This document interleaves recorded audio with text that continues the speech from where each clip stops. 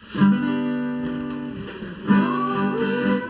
to the God who has gives life to our name. Oh, this is so beautiful that the Pope is going to be coming. Just in His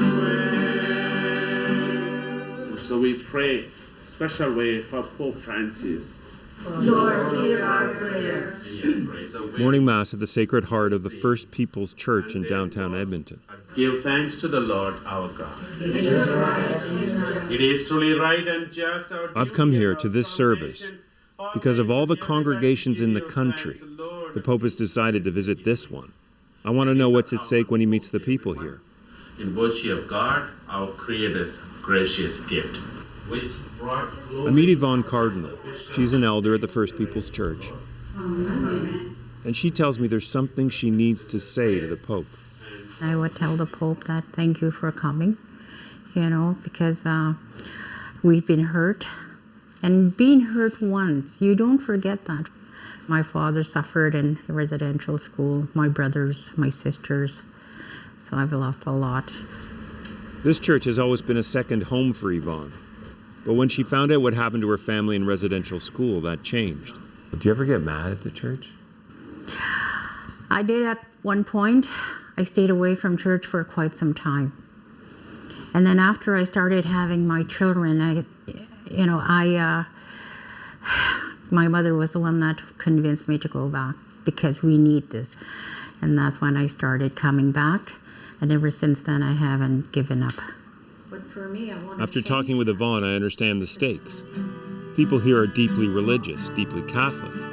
But it was also the Catholic Church that hurt them and their families. the disciples were amazed, saying. And so the hope is that the Pope's visit might help reconcile those two things. So do not judge yourself. How come I don't have faith? No, it's nurturing the faith. The faith grows and grows through our trials in our life. This church isn't the only place the Pope will visit in and around Edmonton. Thousands of people will pack Commonwealth Stadium for a Mass. But he'll also take time to come to this lake, a sacred place for Indigenous people. Now you see this concrete pad? This is where the Pope will drive up on another one of his stops on his visit.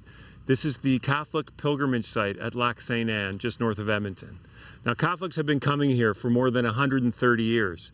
Many believe that the water here has healing powers. And the person who has organized the Pope's entire trip is an Indigenous man who's also a Catholic priest. And while he's honored to be the Pope's right-hand man for his Canadian visit, I was only 18 when I went to the seminary. Father Cristino Bouvet tells me there was a time when he was torn about becoming a priest at all, because his grandmother was a residential school survivor. As I began to learn in seminary the history of the relationship between the residential school system and the Catholic Church in this country, it was me who started to have these second thoughts and wondering, is this somehow an affront to my own grandmother? I felt I needed to ask her how she felt about that. And so that's why on an occasion that I was visiting her at the farm, we were peeling potatoes at the kitchen table. And I just sort of threw it out there. I was really nervous. I didn't know what was going to happen. And I said, Kokum, does it upset you or worry you that your own grandson might become a Catholic priest after having gone through what you did in the residential school? And the look on her face was like I stabbed her, because she had this painful look on her face. And so I was terrified at what was about to come, but she just put her potato peeler down and grabbed my hand, and she said, oh, my boy, I've known many good nuns and priests, and I know you would be one of those. Tell me about the criticism that you get as an Indigenous man who's also a Catholic priest. Well, people have said those exact things to me. What things? That you're just using your heritage to make the Catholic Church look better.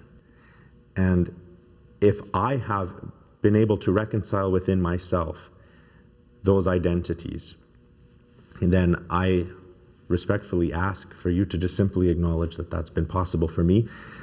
I'm not going to apologize for the reconciliation within myself that I have personally experienced.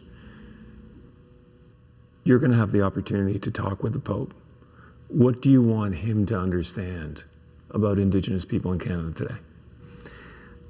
Well, you can imagine I've thought a lot about that. So if I would be able to convey to him the irony in my own life as I experience it, that this little Catholic priest from rural Alberta is speaking Italian to the Pope, but could not speak in his other grandmother's native language, whose homeland this has always been.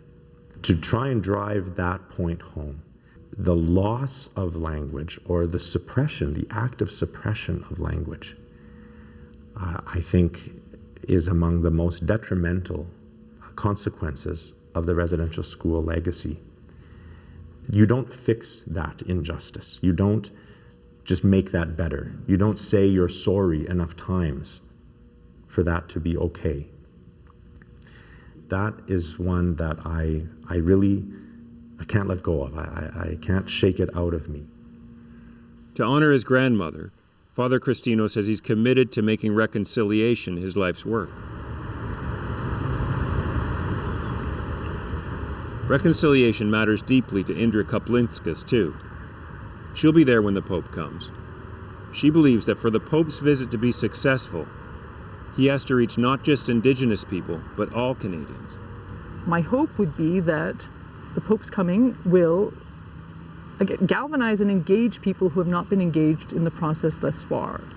And I think reconciliation is not just the work of the Indigenous people, right? In fact, it's got to be the work of both Indigenous and non-Indigenous Canadians. Indra is Catholic, and she teaches history of religion at the University of Alberta. She says reconciliation is something that Catholics should already understand. So at the beginning of a Catholic worship service, you have a confession of sins, and then you ask for help to do better, right? So there's a moment of reconciliation right at the beginning. And so I'm hoping that for Catholics who are participating in that Commonwealth Stadium Mass, that when they go through that ritual, suddenly it will look different to them because they're going to be in a context of reconciling with Indigenous peoples. And they'll think, oh yeah, right, I have to reconcile with Indigenous peoples and sort out how I've contributed to structures that have caused injustice. In gratitude to God for the life God gave to him, those injustices stretch back a long way. And so it's not realistic that one visit by the Pope will solve them. Still, wherever he goes, expectations are high. Do this in memory of me. Yvonne has struggled with being a Catholic and a survivor of residential school. She hopes the Pope's visit might allow her to fully reconcile with the Church. I think it's time for me. I think it's time for me to forgive. This is what I'm working on. Sometimes you need to go on with your life.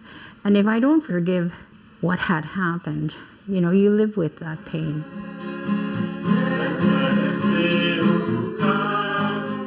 Nick Purdon, CBC News, Edmonton.